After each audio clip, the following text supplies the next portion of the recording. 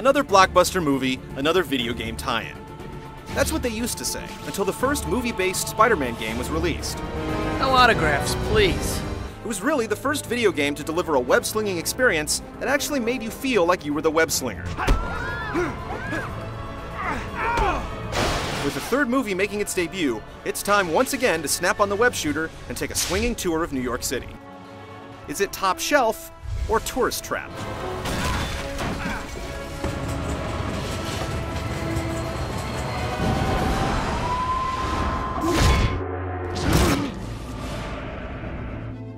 The flick is receiving a lukewarm reception, and the prose in the game manages to eclipse its typicality. Parker! That's the third call I got about giant lizards running amok in Gramercy Park. Giant lizards! Jumping around like a mouse on a hot griddle.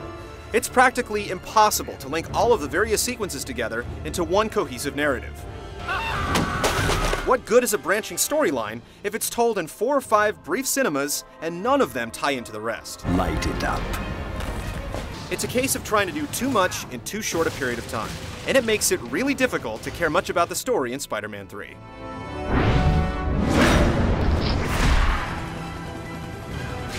Spider-Man 3 is an open-ended game in the most rudimentary sense of the phrase. There's a map of New York City that you can access to check out available mission objectives, and when you select one, a waypoint will guide Spidey to his trigger point. Expect to have half a dozen available missions at any time, and that's in addition to a battery of secondary crime-fighting objectives. At the same time, they lack any sense of variety. Most revolve around getting from one point to another and saving someone's tail, beating someone up, or defusing a bomb. Help! Please! Someone! There's no rhyme or reason to them either, and good luck figuring out which ones move the main plot forward. You'll eventually gain the black suit, but it takes far too long. At the same time, it's almost worth the wait, as Parker's dark doppelganger provides the game's strongest thrills. While you could technically play Spider-Man 3 for what seems like eternity, you'll be repeating the same 2 hours of gameplay ad nauseum. Even the dozen or so hours it takes to get you through the main story arc eventually becomes a grind.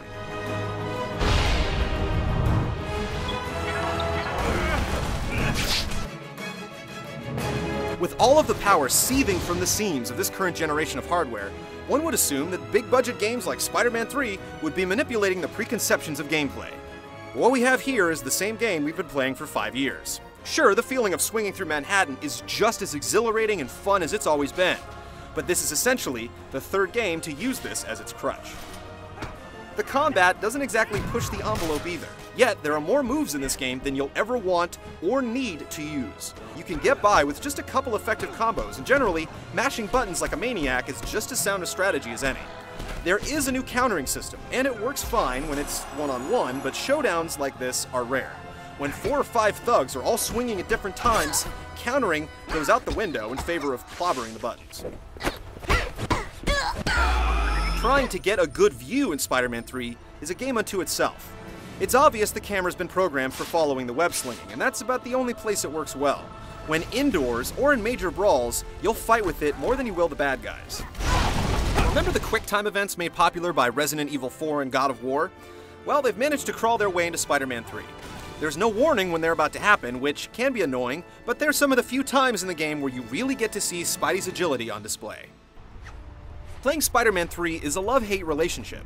The web slinging is handled well, just like it always is, and the Me Too QuickTime events provide some variety, but the monotonous missions and combat, in conjunction with the finicky camera, manage to keep the enjoyment levels modest. At $60, it's hard to recommend Spider-Man 3 for a purchase. You can get through the main story in a casual weekend of playing, and the extra mission objectives aren't exactly compelling.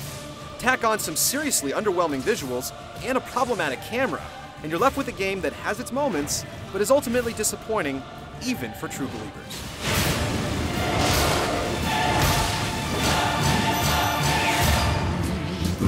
Nothing's worrying me.